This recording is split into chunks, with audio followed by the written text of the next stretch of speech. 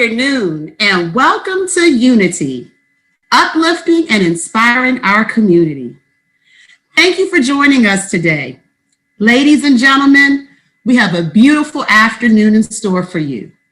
We will honor several outstanding youth, celebrate phenomenal sisters, hear inspiring words from our speakers, and most of all, praise and uplift each other. My name is Nicole Elaine, and I am so pleased to be your mistress of ceremonies for this afternoon's celebration. Before we get the UniTEA underway, we would like to acknowledge our dignitaries who are joining us today. Greetings to Tamara D. Harris, Maryland State Director, Zeta Phi Beta Sorority Incorporated. To President Darkeisha Moten, Tall Delta Zeta Chapter of Zeta Phi Beta Sorority, and guests. We would like to also acknowledge the presence of the distinguished guest, Mayor of Laurel, Maryland, the Honorable Craig A. Moe.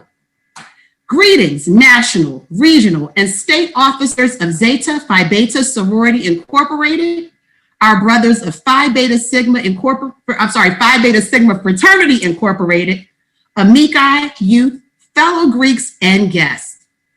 Please join me now in welcoming our president, Darkeisha Moten, Tall Delta Zeta Chapter, as she comes forth to bring you greetings. Good afternoon, everyone. With protocol already being established, I come before you this afternoon to bring you greetings on behalf of the Zeta Phi Beta Sorority Incorporated, the Tall Delta Zeta Chapter. I would like to personally thank each of you for choosing to spend your Saturday afternoon with us for our fourth UniTEA, uplifting and inspiring our community as we highlight and recognize all of our awardees. I hope you enjoyed the program we have for you today, and thank you again for joining us. I would like to now introduce and turn it over to Zeta Phi Beta Sorority Incorporated 12th Maryland State Director, Sora Tamara D. Harris. Sora Harris. Good afternoon. Choosing not to conform to the established organization's 5 trend-setting and trailblazing women diligently and purposefully blazed the trail to establish what we now celebrate 101 years later, Zeta Phi Beta Sorority Incorporated. This was the birth of sisterhood for our beloved organization, and it is the paradigm set forth for us to follow.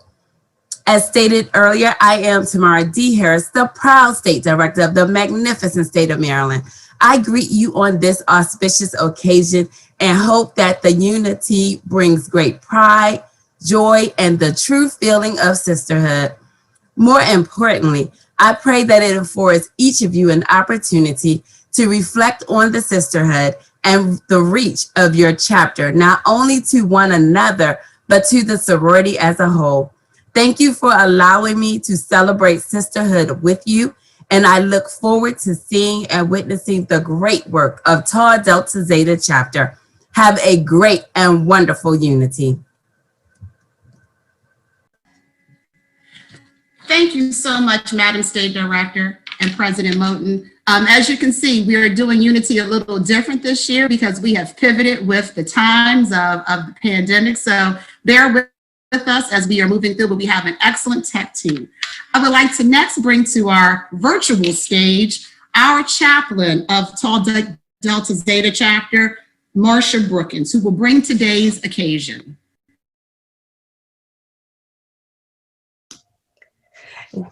Good afternoon, everyone. It is a wonderful day to have a tea, and we are celebrating our 4th year of doing just that, where we honor individuals in the community and in our chapter who have made a significant impact. We need love and unity more than ever today. And it's not just a talk, not a slogan or hashtag, but we need love and unity in action and demonstrate it in the way we treat our neighbors as well as our strangers. Let me leave you with this poem that I found by D. Tawari that says, "United we stand, divided we fall, 10 sticks together unbreakable, can be broken easily if given to all. Wind easily blows the dust, but cannot move the rock. Birds trapped in a net, united along with net, will flee the flock. As well, if people are united for valid and right cause, there can't be any reason their efforts will pause. Let's enjoy our tea. Thank you, Sora Brookins. I would now like to introduce and bring forth greetings to Mayor Mo of Laurel, Maryland. Thank you very much. It's my pleasure to bring you greetings on behalf of the Mayor and City Council. Let me also thank you for the invitation to be with you at your 4th annual UniTEA celebration. I'm very happy to be with you today. As part of your celebration today, you're going to highlight the achievements of women and members of the Prince George's County who have made an impact within their community in a positive way, and recognizing the scholarship recipients of the power of written word. To each of you, congratulations. To all of you as well, thank you for your many accomplishments and activities, activities you host. I know it has been a difficult year due to our public health emergency, COVID-19, but you have met the challenge. Your commitment in community is demonstrated in your continuous excellence in leadership and professionalism. Please keep doing what you're doing, as it is not going unnoticed. Again, on behalf of the Mayor and City Council of Laurel, I congratulate you and I thank you on your many contributions and support you provide countywide. Please have a wonderful evening and please stay safe. Thank you very much. Thank you, Mayor Mo, and thank you to our chaplain for bringing the occasion. Let's get into honoring our scholarship award recipients today. Our first presentation will be of the Lynette Thomas Scholarship Award, to be presented by Tawana Lane, who is the second vice president of the Tall Delta Zeta Chapter and overseeing officer of the scholarship committee. Sora Lane. Thank you, Sora Allen. In memoriam of Tau Delta Zeta's first triumphant Sora Lynette Thomas, this book scholarship will continue her legacy, a legacy of scholarship and education in community. Triumphant Sora Thomas was an English teacher in Prince George's County, Maryland's public high school, where she taught 4 decades. As an educator, she taught and inspired young children minds at Henry A. Wise High School, Laurel High School, and Frederick Douglass High School.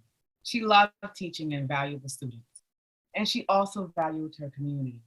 Her family has allowed the Tau Delta Zeta Chapter of Zeta Phi Beta Sorority Incorporated to honor her by having this scholarship that's in her name, an opportunity to continue to honor the triumphant Sora Lynette Thomas legacy in education and in support of young males with Prince George's County, Maryland. On behalf of the Distinguished Pearls Foundation, in partnership with Zeta Phi Beta Sorority Incorporated, Tau Delta Zeta Chapter, this year's Lynette Thomas Book Scholarship in the amount of $500 is awarded to Malcolm Doster Jr.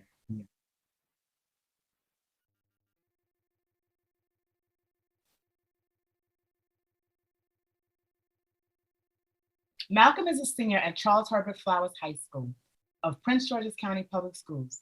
He expects to major in engineering and aspires to be a mechanical engineer. Malcolm's essay was based on the following question: how can we combat socioeconomic and racial injustice in 2020 and years to come? Congratulations, Malcolm. Good afternoon, everyone. My name is Malcolm Doster Jr., and today I'll be reading my essay for the Lynette Thomas Book Scholarship. The question I'm answering is, how can we combat socioeconomic and racial injustices in 2020 and years to come? My generation, like others, is faced with the challenge of combating current and future socioeconomic and racial injustices. I believe that we can begin to combat these issues through access and equity. Increasing the representation of people of color in the engineering field would be a major step towards improving underserved communities and breaking barriers. As a young man of African American descent, I am very aware that Black and brown people remain underrepresented in science, technology, engineering, and math careers. Only 8% of engineering bachelor's degrees nationwide are earned by Black students. The Pew Research Center found that factors impacting underrepresentation include a lack of recruitment and overall lack of encouragement to pursue these jobs from an early age. As communities of color tend to be disproportionately affected by many of society's problems that engineers have the power to solve, I think it's critical that more men and women of color become problem solvers. During the current COVID-19 pandemic, my mostly African American community was among the hardest hit in our area.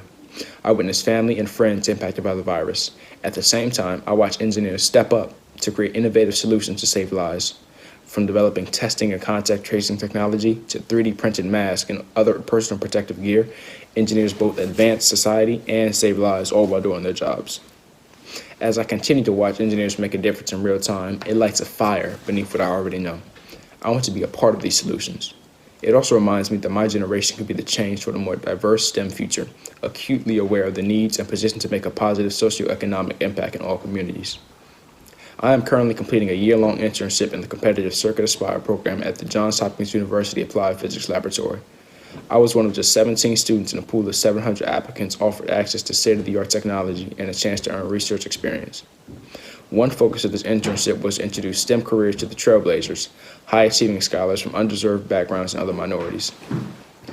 Over the past several months, my team and I researched the Internet of Things and smart cities, which culminated in a virtual showcase where we shared our findings. We are also developing coding for Amazon Alexa skills to create a more user-friendly interface. I am thankful for both the family who challenged me to shatter glass ceilings and for community institutions committed to a more diverse STEM future. But I know that not every future engineer has the same access, equity, guidance, and resources that I had to put them on the right path. In the future, I plan to play it forward by creating opportunities for students of color to see themselves as the problem solvers. After graduating college with a degree in mechanical engineering, my goals include offering programs in elementary schools that expose students to the world of engineering, mentoring students on the STEM track, and ultimately creating internships to offer students the same priceless real-world experience that I'm receiving today. Thank you again. That is awesome. Congratulations again. Congratulations to you, Malcolm. I'm going to take a point of privilege as your mistress of ceremonies. Lynette was my dear friend and my college roommate, and I know that she would be incredibly proud that you are receiving this scholarship and the work that you plan on doing moving forward. So congratulations. Up next, we'll have the presentation of the Power of the Written Word Scholarship. I'd like to introduce Sherry Johnson Hicks, who's a board member of the Distinguished Pearls Foundation, who will be presenting the award. Good afternoon. The Distinguished Pearls Foundation is a 501c3 nonprofit which serves as the charitable arm of Zeta Phi Beta Sorority Incorporated, Tau Delta Zeta Chapter. Together, the organizations are committed to excellence in all areas of life. In partnership, these organizations strive tirelessly to exemplify the ideals of scholarship, service, sisterhood, and finer womanhood. Tau Delta Zeta Chapter created the essay contest to encourage high school scholarly achievement through writing and creative expressions among college-bound young women. Through the power of the written word essay contest, young women are challenged to define ideals and aspirations as it relates to scholarship. On behalf of the Distinguished Pearls Foundation, in partnership with Zeta Phi Beta Sorority Incorporated, Tau Delta Zeta Chapter, the 2021 Power of the Written Word Scholarship third place recipient in the amount of $750 is awarded to Aaliyah Beckles. Aaliyah is a senior at Oxon Hill High School of Prince George's County Public School. She plans to study microbiology with the career goal of being a physician. Again, congratulations, Aaliyah Beckles. Thank you. Congratulations, Aaliyah, on your award.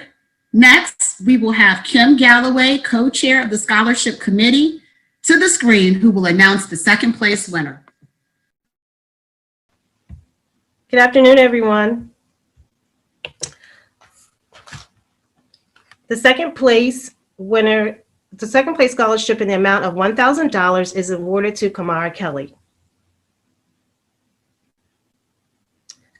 Kamara is a senior at Elizabeth Seton High School, a private college preparatory high school located in Bladensburg, Maryland.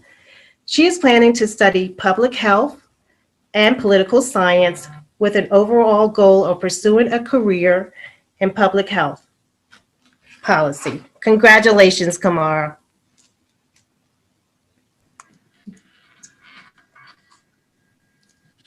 Congratulations, Kamara. We are so very proud of you. Finally, I'd like to bring Sanoa Morgan, who's the chair of the Distinguished Pearls Foundation, who will announce the first place winner. Good afternoon, everyone. Our first place winner is Corinne D. Murray. She has been awarded $1,500. Corinne is a senior at Eleanor Roosevelt High School, a Prince George's County public school in Greenbelt, Maryland. She plans to study chemistry and aspires to be a research scientist. Corinne's award-winning essay tackled the following question. If given unlimited resources, what would you do through programs, financially, etc., to aid Black Americans who have been disproportionately affected by the pandemic? Congratulations, Corinne. Let's see what she had to say. Hello, my name is Corinne Murray, and I'm a graduating senior at Eleanor Roosevelt High School. I will be reading my essay.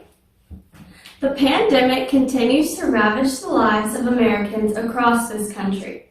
African Americans are dying from this virus at a higher rate than other groups of people. Much of this is beyond their control due to limited access to adequate health care, systematic racism, and economic poverty. If given the opportunity to change this, I would implement programs that would educate Blacks on the virus and its vaccine, provide low-income families with proper technology, and establish programs to prevent homelessness among African American families. Ultimately, I believe I would need to build a greater confidence in a system that many African Americans already see as being unequal and unjust. With the race to a vaccine in high gear, the nation has become hopeful in reaching an end to this pandemic. However, not all Americans share the same hope about the vaccine. Historically, African Americans have been used as guinea pigs, with vaccines resulting in adverse side effects and even death. Most people in the Black community continue to hold this view and are apprehensive in taking vaccines, especially those developed rapidly. While participating in a recent holiday Zoom call, I learned my own family members felt this way. They were concerned about the quick development and feared such a cure might cause them more harm than good. Due to racial discrimination within the healthcare system in the past, 40% of African Americans are afraid to take the flu shot, according to USA Today. The same is echoed about the coronavirus vaccine. To help combat this fear, I would establish campaigns and programs to educate Black Americans about the vaccine and on the importance of vaccination, its development, testing, and deployment. I would hope to foster faith in the Black community towards the healthcare system. Currently, most activities are on virtual platforms, hence technology is more essential. Many African American families do not have adequate technology, such as Wi-Fi and laptops, for work and school. In a study by Joint Center, it was found that 34% of Blacks do not have access to high-speed internet. As a result, many of these families face increased exposure by going to designated places to access adequate technology. Limiting their exposure significantly negates the spread of COVID-19. With unlimited financial resources, I would provide every family with a laptop based upon need and internet access. This would allow children and adults to connect with their teachers and coworkers. Being able to virtually connect with family and friends may reduce the urge to meet in person. According to a USA Today study, Black families make up 52% of the homeless population. Immediately, I would ensure homeless shelters are viable and able to meet the needs of those whom they serve. Yet, high unemployment, especially within the Black community, has put many closer to eviction and homelessness. These conditions put them at a greater risk of infection. We continue to hear stay at home, But where do you go when you have no home? To address this problem, I would secure safe housing for these homeless families created by the pandemic. It would allow them to safely protect themselves from this silent killer. We have yet to see and understand the full impact of this virus on our society. However, I believe programs and resources used to build trust, educate, and provide economic stability for African Americans would significantly reduce the impact of the pandemic in these communities. To change the mindset of generations, it must be done with work from the heart. Love compounded with unrestricted materials mentioned previously, I am confident would make a world of difference.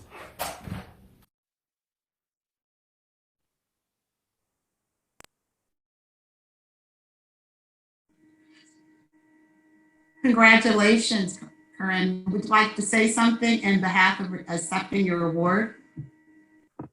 I just want to say thank you for this opportunity and to be able to share how I would help with COVID-19 and all of that with the community. So just thank you so much. We are super proud of you, super proud of you. Congratulations.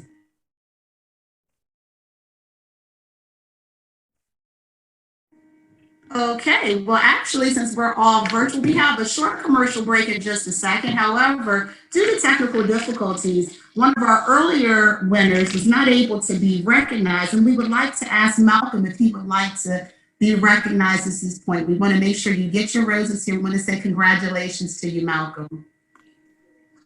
Hi, good afternoon, everybody. Thank you so much for inviting me to this event. I just want to first start by acknowledging how excited and grateful I was when I received the email that named me as an award recipient. And to be named a winner of the Lynette Thomas Scholarship sponsored by the Zeta Phi Beta Sorority was an even greater honor. You are most welcome. I'm unmuting myself. What's going on? Okay. We are so proud of you, Malcolm. All right. Up next, we have actually a commercial break. So I will turn it over to Sorority, who will talk about our battle of the decades. The 70s are the best. Thank you, Soror Elaine. Good afternoon, everyone. My name is Jasmine Oki. So Zeta Phi Beta's national partnership with March of Dimes is one of the longest standing partnerships that we have in the organization. But due to the pandemic, Delta Zeta Chapter was no longer able to hold our annual Bowling for Babies event. That was a fundraiser that we had where we combined some friendly competition with fundraising, and we were able to contribute to this great cause that impacts our communities, friends, and families. So, in the spirit of healthy competition, the chapter decided to create 3-decade teams from our membership to see which one could raise the most money to be contributed to our overall campaign throughout the month of March. We had Team 1930s to 1969, Team 1970 to 1979, and Team 1980 to 99. Together, each decade team raised a total of $4,548. Today, we want to recognize the team that donated the greatest amount towards the chapter's March of Dimes contribution. Our chapter has been waiting patiently to hear who won. But our sorors on the decade team of 1930 to 1969 solidified their victory with organized and concentrated efforts and deep contributions, which made this fundraiser a huge success. The source listed on the screen gave us other decades a run for our money, truly. It was great fun, and we really enjoyed doing this and contributing to this cause. If you are on today's Zoom joining us on UniTEA and you're interested in supporting moms and babies, please feel free to sign up to join Team TDZ and fundraising towards this great cause. You can join the team and donate at www.marchforbabies.org/team, /team TDZ. Thank you all. Thank you, Jasmine. Well, the 70s are still cool, but no, we are extremely happy and excited that it was such a great opportunity for us to have some friendly competition for a great cause. All right, so I hope that you are enjoying our wonderful Unity. Please be sure to use our hashtag, which is in the chat, and show us what you're wearing, your fine attire and your tea and whatever refreshments you have with you. At this point, we're going to move into the second part of our program, and I'd like to have Heather Brown-Coward, who's a member of the Unity Committee, come and present to us our keynote speaker. Heather? Good afternoon, everyone. Good afternoon and welcome. I would like to present our keynote speaker, Ms. Felicia H. Hill. She's a civil rights attorney based in Washington, D.C., and currently serves as the counsel with the Economic Justice Project for the Lawyers Committee for Civil Rights Under Law. Her work focuses on challenging systematic discrimination in employment and minimizing barriers to community reintegration for African Americans and other minorities with criminal histories. She's also responsible for addressing collateral consequences in employment through Records Assistance Program, which provides pro bono legal assistance to seal, expunge, or correct criminal records. She also engages in amicus advocacy, which before federal courts, particularly the United States Supreme Court, on critical issues such as defending DACA, Title VII protections, and LGBTQ employees. Before joining the Lawyers Committee, Ms. Hill was a senior trial attorney for and a Gideon's Promise Fellow at the Office of the Public Defender in Montgomery, Alabama. And she represents indigent criminal defendants through the various stages of criminal litigation. She's a graduate of the George Washington Law School, earned her Master's of Community Planning and focusing on economic development from Auburn University. And prior to that, she attending to graduate school, she taught elementary at Clarksdale, Mississippi through Teach for America. She's a summa cum laude graduate of Florida Agricultural Mechanical University. So can we say Rattler Strike? Where she earned her Bachelor's of Arts degrees in English Literature and Political Science. And also, she is a very proud member of Delta Sigma Theta Sorority Incorporated. I would like to present you our keynote speaker this afternoon, Ms. Felicia H. Hill.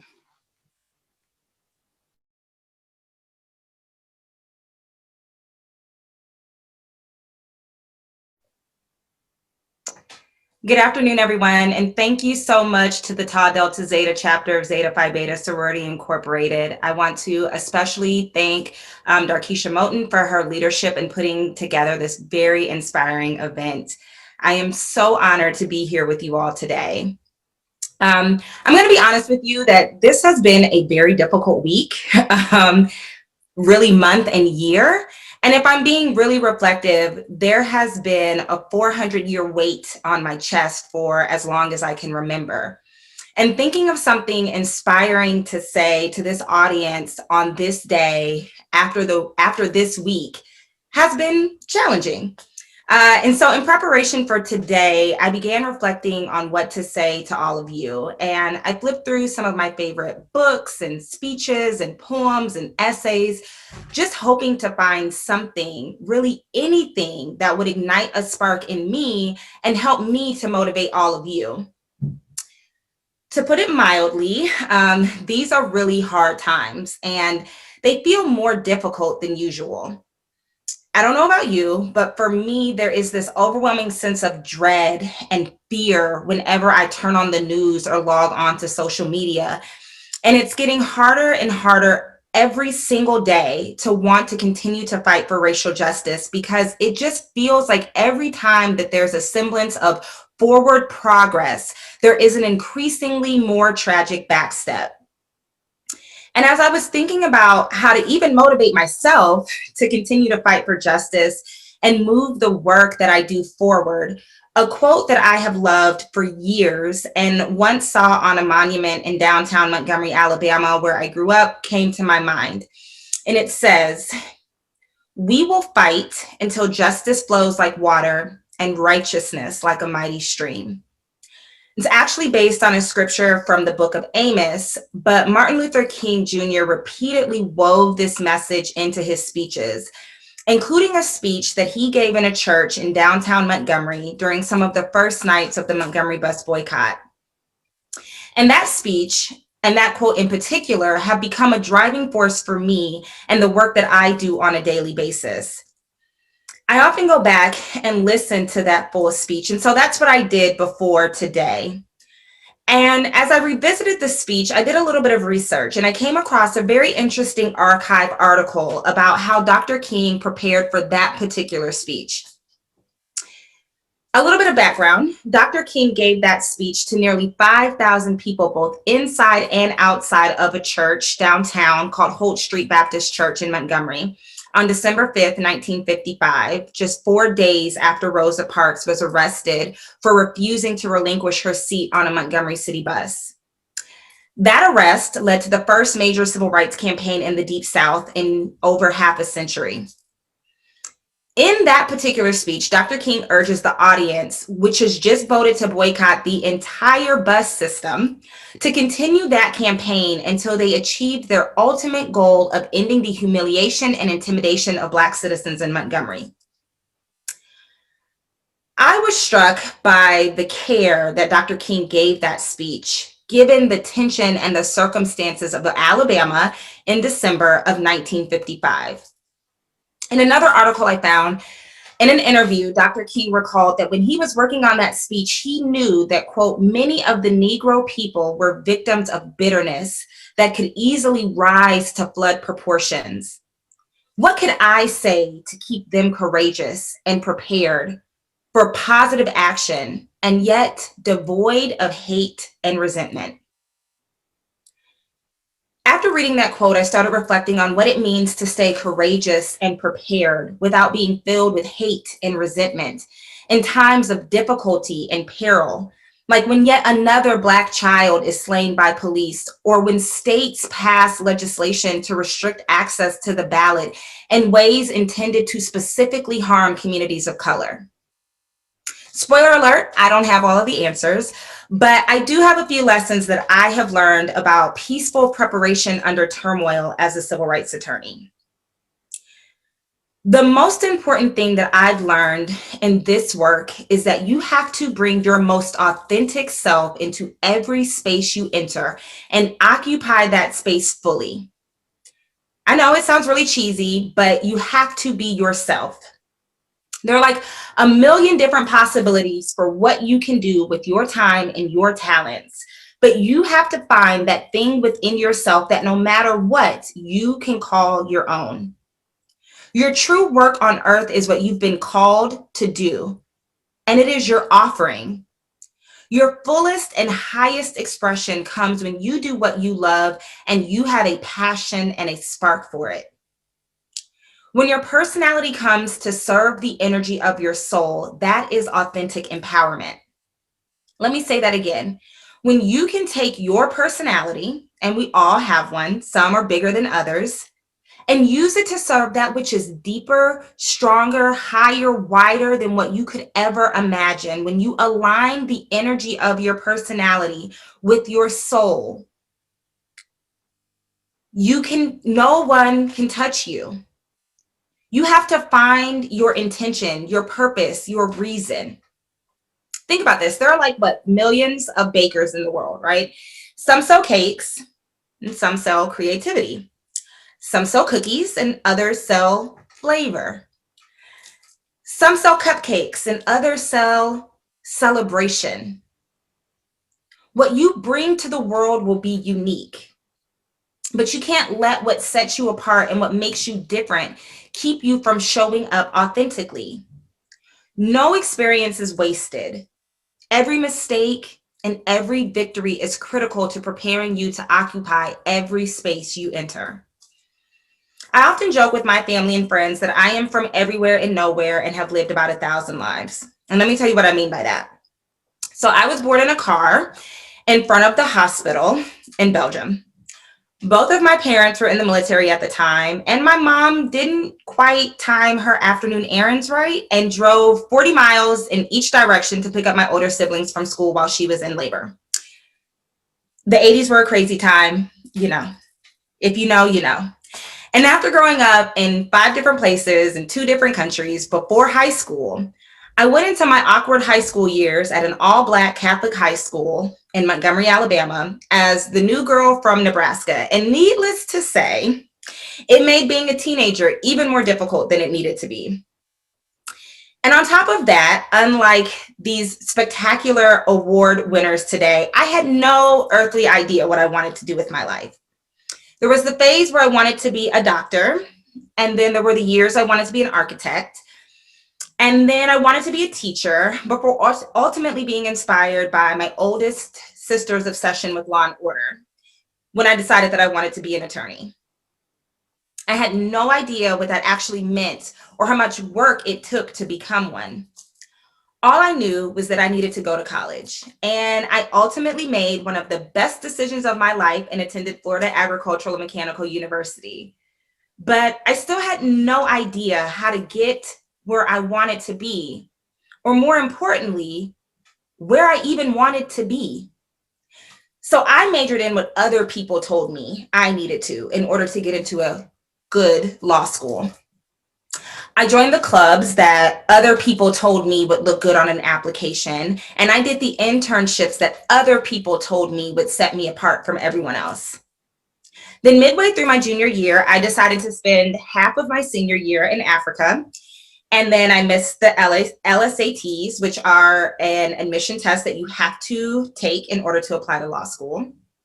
So I applied for Teach for America instead and moved to rural Mississippi to teach 5th grade. And then I missed the LSATs again and decided to get a master's degree. And while I was fortunate to have a supportive family and friends, there were questions about when I would actually go to law school and actually start working a real job and actually grow up and stop being a lifelong college student were not lost on me. And by the time I actually applied to law school and got accepted, I was 25 and had no idea what I would even do with a law degree. But I figured I had run out of time and excuses and options, so I had to go. I always knew that I wanted to help people, but I had no idea what that meant or what that even looked like. And when I got to law school, everyone had it together, or at least that's what it looked like to me. People knew what they wanted to do and where they wanted to work, and they were throwing around phrases like mergers and acquisitions and international taxation regulation. And I had no idea what that meant. And if I'm being perfectly honest, I still don't know what that means. So I started telling people that I wanted to be a civil rights litigator because, one, it was different and it sounded cool. And after the first time I said it, literally no one questioned me about what it was. So it felt like a safe thing to say. But deep down inside, I still had no idea what I wanted to be or what I was even doing in this space. But all of my classmates were talking about going to law firms or becoming federal prosecutors or going to the Hill. And I started thinking that maybe that's what I needed to do to be considered successful. And I tried really, really, really hard to fit myself into a mold that would allow me to be viewed as successful. But after watching the trial of George Zimmerman for the murder of Trayvon Martin, I finally knew that what I wanted to do with my law degree, and I knew what it meant to help people and what it meant to be a civil rights litigator. So after law school, I moved back home to Alabama and I became a public defender. And I was great at it. Like, you know, some people are really good at something and then other people are like really, really, really good at something. I was really, really, really good at being a public defender. Like, so good that I was constantly recruited by the district attorney's office to come work for them. Secretly, I think it was because they got tired of losing trials to me and figured that it was better off if I was on their side, but they have a different version of events. And when I refused, time and time and time again, people were confused because it was more money, there was more prestige, it was a seemingly easier job. And people around me just didn't understand why I couldn't just switch sides and go make more money and be successful. But deep in my heart and my spirit, I wanted to do more, and I wanted to help people, particularly Black people. So I had to drown out the voices of other people and lean into what I wanted to do, what I was called to do. And when the opportunity to work at the Lawyers Committee presented itself, I knew that everything I had done, that people had told me not to do or didn't understand, had brought me to a place where I could keep growing and do the work that I was called to do. And so now whenever I enter a room, I bring my military upbringing and my Southern roots. I bring Alabama and FAMU. I bring my students and my clients. I bring Trayvon Martin and Sandra Bland and Breonna Taylor, because all of those experiences shape how I see and receive the world as a Black woman in America. The voices of the world will drown out your instinct. They will drown out the voice of God. They will drown out that which is pure and true to you if you can't sit still enough to know for yourself what direction to move. The voices of the world will drown out that still small voice of your intuition. What you do and how you do it will not always make sense to everyone else, and it might not be perfectly linear. But if you are listening to your intuition and using your personality, you will always be in the right places at the right times. And when you're there, strong in your reasons and secure in your calling, you will show up authentically and you will take up space. So you know that you're going to bring your authentic self and you're going to occupy spaces. And so you're sitting there saying, okay, but what spaces should I occupy? The simple answer is everywhere you are. Everyone has a role to play in the fight for racial justice, and frankly, no effort is too small. We all have a platform that we can use to move our communities towards justice. Martin Luther King Jr. once said that not everybody can be famous, but everybody can be great, because greatness is determined by service. You don't have to have 1 million followers on social media or even 1,000 to be great. You don't have to be a lawyer or a politician. You don't have to be in a sorority or a fraternity or go to a prestigious university. You don't have to have a certain title, job, or role. You just have to show up and serve. Register voters, protest injustice, stay informed, have difficult conversations with family and friends, feed the unhoused.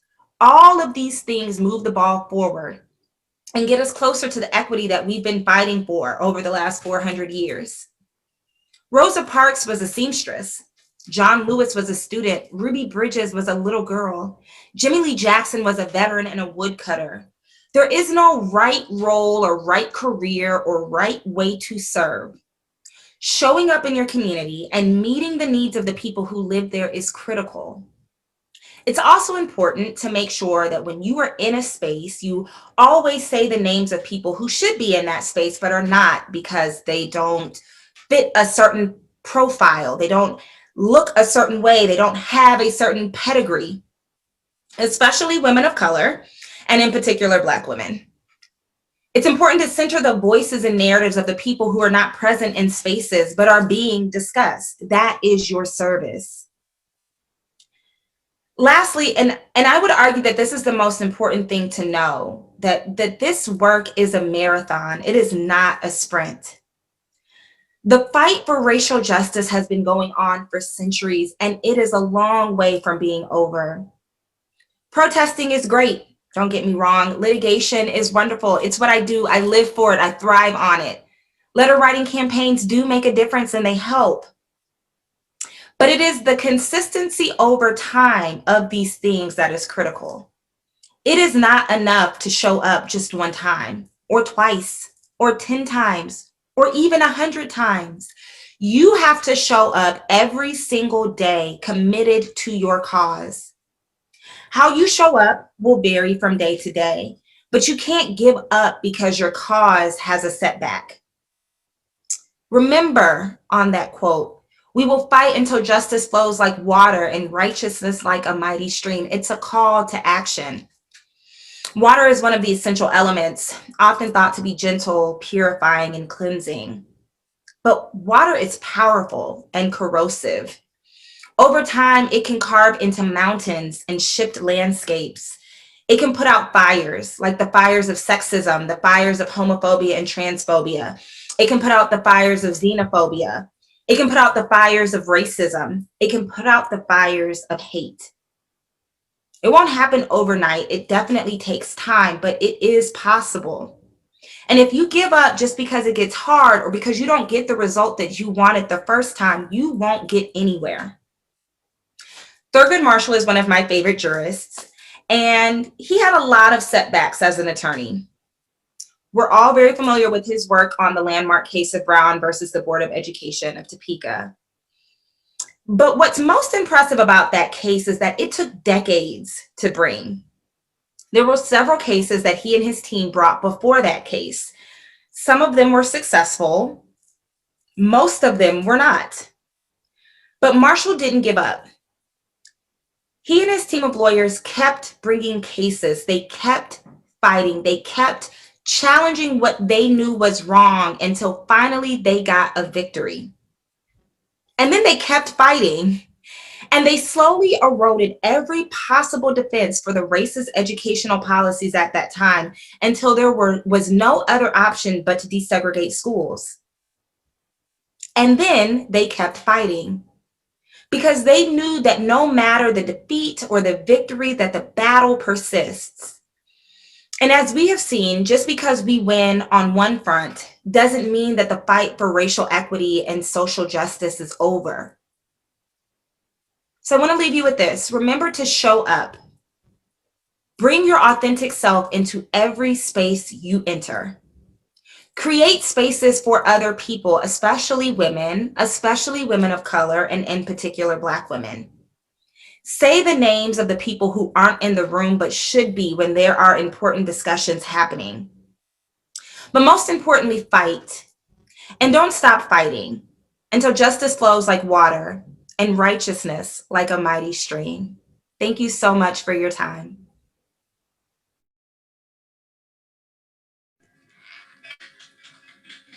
Thank you so much, Ms. Hill. I don't know about the rest of you. I got notes galore. This has been a rough week, and you're absolutely right. And we thank you for occupying space and using your platform for service. You've given us the balm that we didn't know that we really needed today. So thank you so much for your great message, and thank you for your service. Oh, whew, I'm filled. This is good. All right, so we got to keep the party going now that we're inspired. We have something, we're talking about our future. We want to talk about our youth, and we have a presentation video from our youth.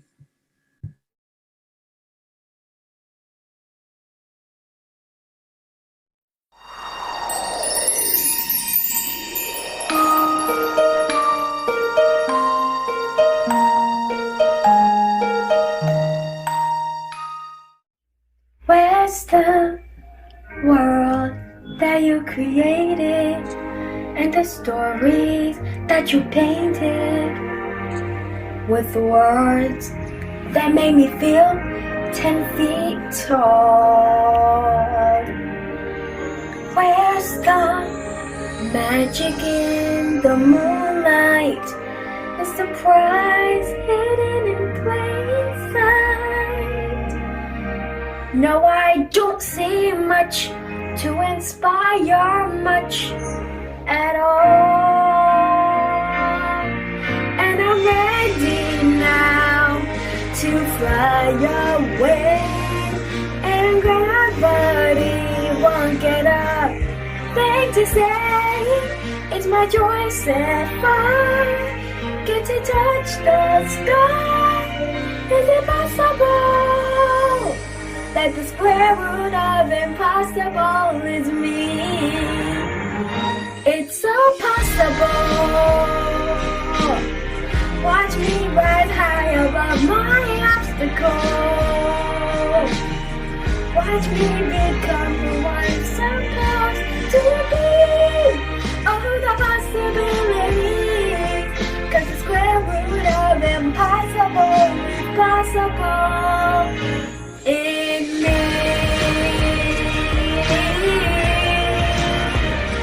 In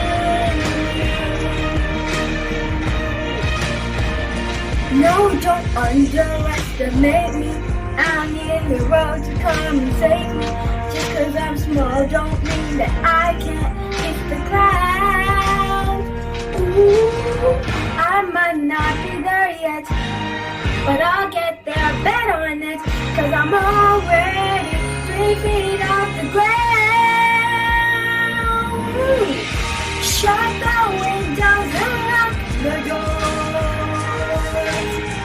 I'll take the roof off and then I'll soar. The rooms that are written are just the beginning. There's more, so much more.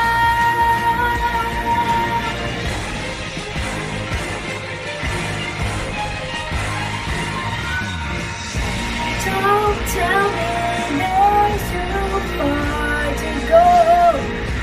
I know that I'm unstoppable.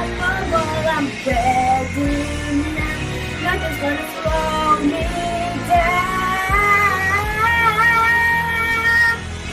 Finally I see. Finally I see. It's so possible.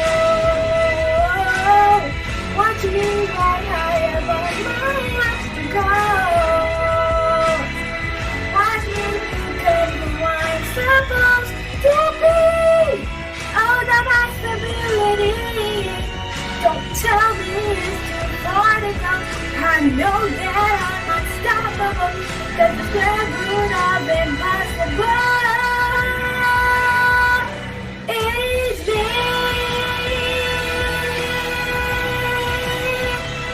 Is me.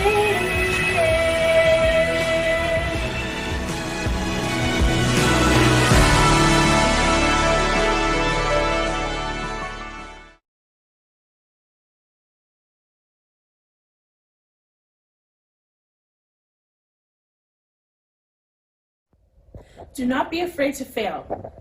Excerpts from former First Lady Michelle Obama. Speeches to young girls across the world.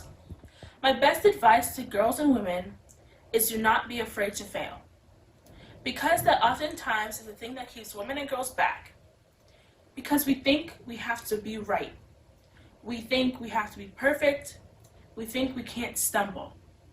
We think that if we make even the tiniest mistake, it's a catastrophe. That's simply not true. So often our own fears of failure is the thing that keeps us back. But the only way to succeed in life is to learn from failing. It's not the failure, it's what you do after you fail. Do you let it eat you up? Do you quit? Do you give up? Or do you let it bolster you? Or does it serve as a challenge in your mind to do more? To take some risk and to step outside of your comfort zone? I also advise girls to be supportive of each other. I cannot say this enough. We have to be best friends to each other. That means that we cannot be catty. That means we cannot compete and see others' failure as our success. We are sometimes taught in our society that we have to compete and we have to hold each other back in order for one of us to succeed. That is not true. We can rise together, we can all win, and we need each other.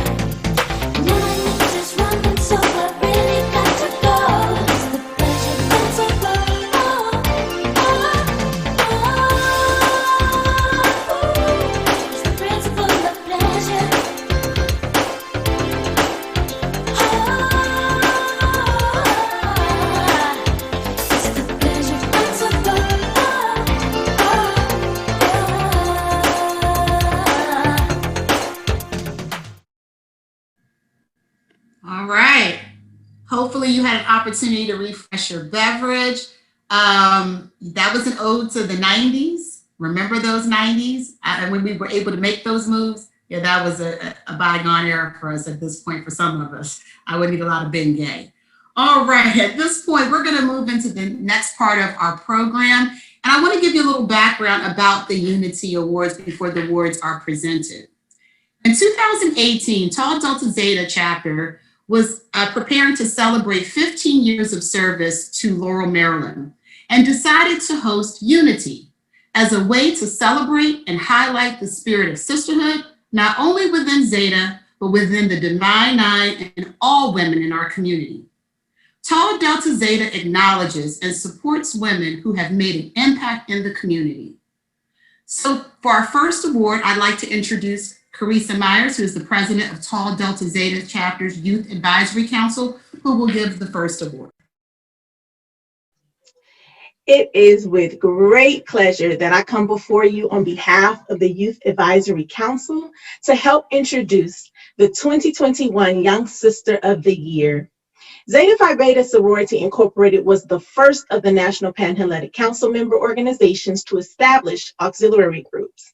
Tall Delta Zeta sponsors all 3 Zeta Youth affiliate clubs: Pearlette Club for ages 4 to 8, the MECAT Club for girls ages 9 to 13, and the Arcanet Club for young ladies ages 14 to 18 and in high school. As you have seen during our brief commercial breaks, our youth come from various backgrounds with growing talents, and we pride ourselves in investing in our youth so that they may grow culturally, socially, and emotionally. The Young Sister of the Year Award is an opportunity to recognize a Tall Delta Zeta Arcanet, a shining example of Black girl magic. The award acknowledges an Arcanet who demonstrates a commitment to scholarship and service, exemplifies sisterhood, goes the extra mile, and gives from the heart with sincerity. This year's recipient is a young lady who is a high achieving academic scholar, doing exceptionally well even during these unprecedented times. She has been fully engaged, invested in her membership in the Arcanet Club.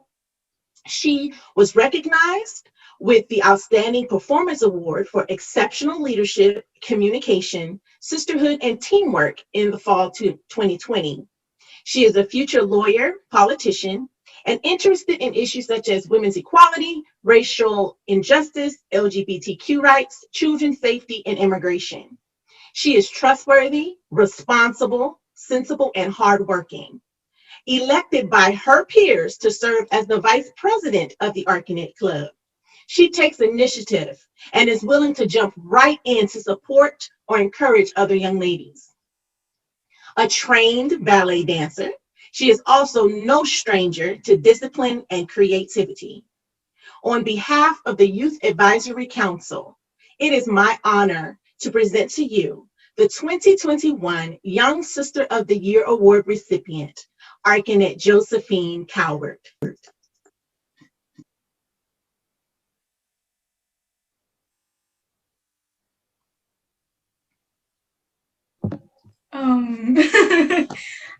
Thank you for introducing me. That was really nice.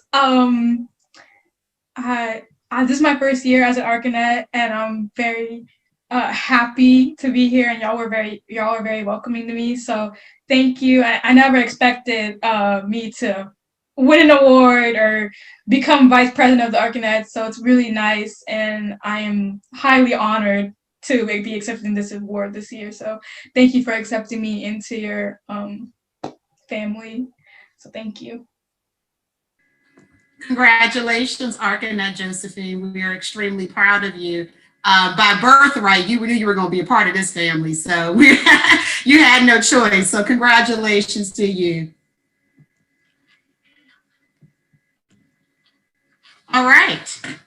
Up next, we will have the next award, and our next award will be presented by Janelle White, who is going to present the Sister Who Shines Award. I will go ahead and jump in for Janelle. This award is presented to the woman who has made a mark in her respective sector, who stands tall as a positive role model for women of all ages. As women continue to push boundaries and break glass ceilings, this award reminds women that their efforts do not go unnoticed. This woman has demonstrated extraordinary service and commitment to sisterhood through voluntary efforts or as the administrator of a community service program that supports charitable causes, a project that focuses on women, and other philanthropic initiatives to improve the lives of women in the community. This woman encouraged others to take leadership roles in philanthropy, volunteerism, challenge gifts, or matching gifts. This woman has gone the extra mile and has given from heart with sincerity. This woman exemplifies such characteristics of finer womanhood, refinement, sensitivity, and candor. It is my honor to present to you the 2021 Sister Who Shines, Tall Delta Zeta's own, Ortiz Parker.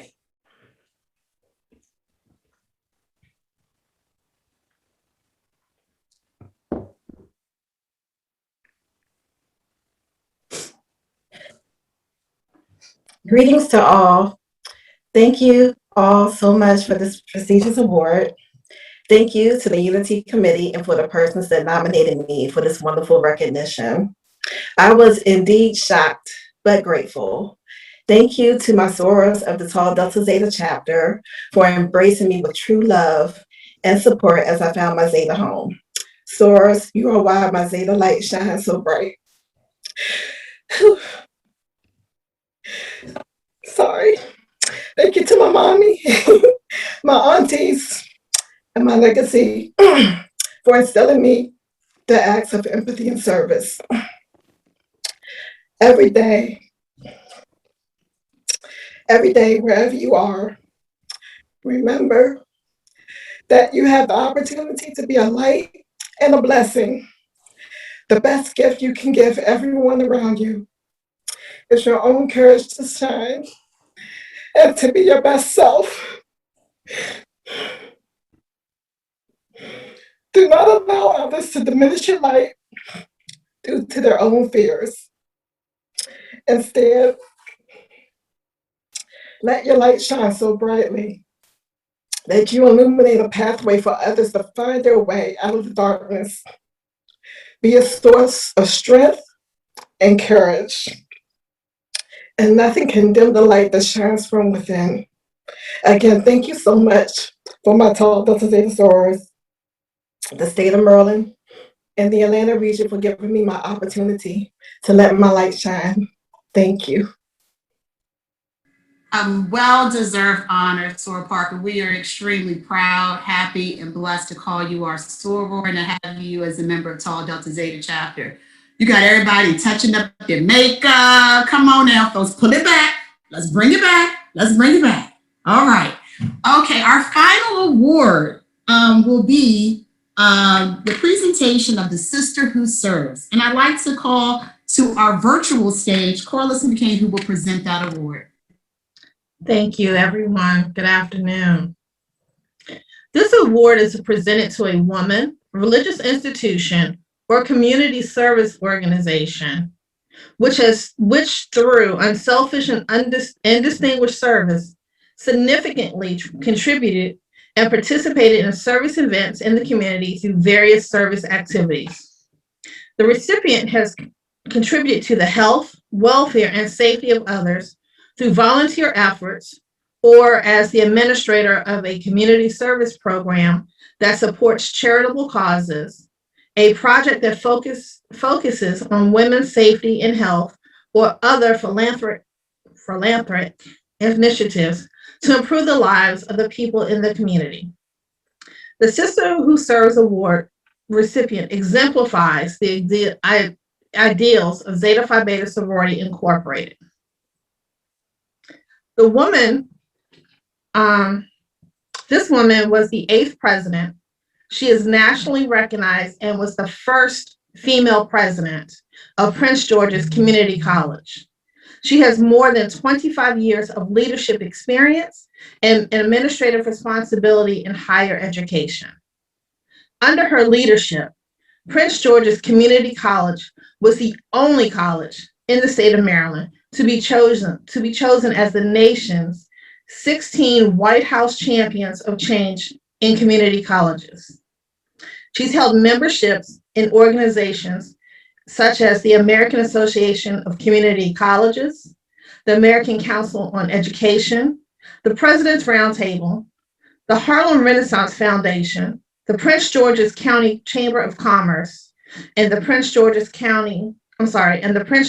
Business Roundtable, just to name a few.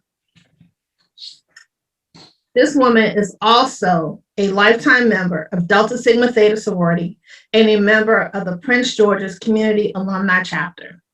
Ladies and gentlemen, I'd like to present to you the 2021 the Sister Who Serves Award to Dr. Charlene M. Dukes.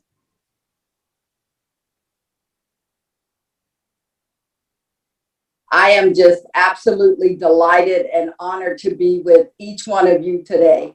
The Tau Delta Zeta Chapter of Zeta Phi Beta Sorority Incorporated, and certainly as sisters in Greekdom and the work that we do to serve our communities, our neighbors, our friends, our nation, and this world every day. I'm just honored to be here. I will tell you that when Ms. McCain called me, I said, "Are you sure you have the right Charlene Dukes? There is another Charlene Dukes who is in the state of Maryland." But we talked, we laughed, and I immediately accepted the honor, the recognition, and the opportunity to be with you today.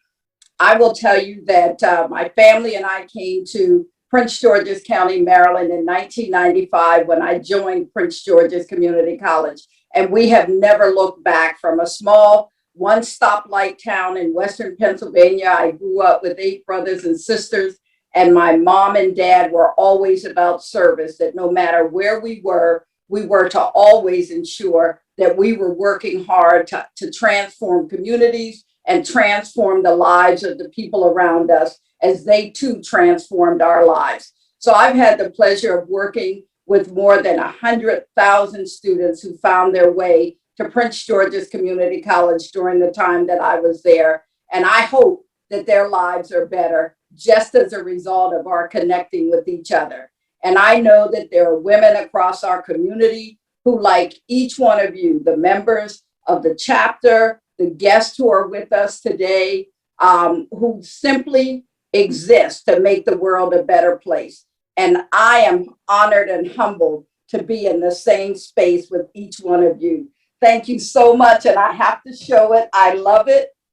Thank you so much for this recognition. And as I was saying to Ms. McCain, my entire family represents all 4 sororities in the Divine Nine, including Zeta Phi Beta Sorority Incorporated. I have already called my aunts and cousins in Charlotte, North Carolina, and sent them a picture of the award. So thank you all so very much, and know that I am in this work of service with each one of you.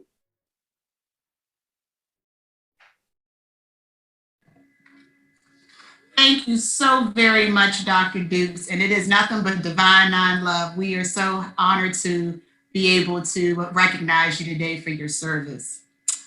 Well, I don't know about you. I'm all emotional, got a lot going on over here. Today has been truly inspiring, an uplifting celebration of so many things. The power of community, the power of knowing your purpose, education, and walking in service. It has truly been my pleasure and delight to serve as your mistress of ceremonies. And I will now turn over the remainder of the program to Ms. Darkeisha Moten, who is the president of Tau Delta Zeta Chapter of Zeta Phi Beta Sorority Incorporated. President Moten. Thank you, Nicole. Well, yeah, I was a hot mess crying over here. But I just want to say a few thank yous before I bring this amazing event to a close. I want to say thank you again to all of you all for joining us on a Saturday afternoon. I want you to know that we are forever grateful for the support, especially when we can bring the community together and our fellow Greeks and distinguished guests all together to support one cause and the service that we're providing to the community. I would like to first start off with thanking our vendors from the earlier session, Ms. Fenice Dunson, the Premier Director at Paparazzi Accessories, and Maya Vu, who is the owner of Mermaid Noir, for supporting this year's Unity. And I also want to give a huge thank you to all of those who have worked tirelessly to make this event happen. The Distinguished Pearls Foundation, Tau Delta Zeta's Youth Advisory Council, the Education and Scholarship Committee, and none other than our fundraising committee. Thank you all for everything that you have put into this event today. Thank you again, guests, for supporting this event. And on behalf of TDZ, I wish you well. I wish you safe travels if you are going out in this pandemic. And just thank you again for your service. Have a great afternoon.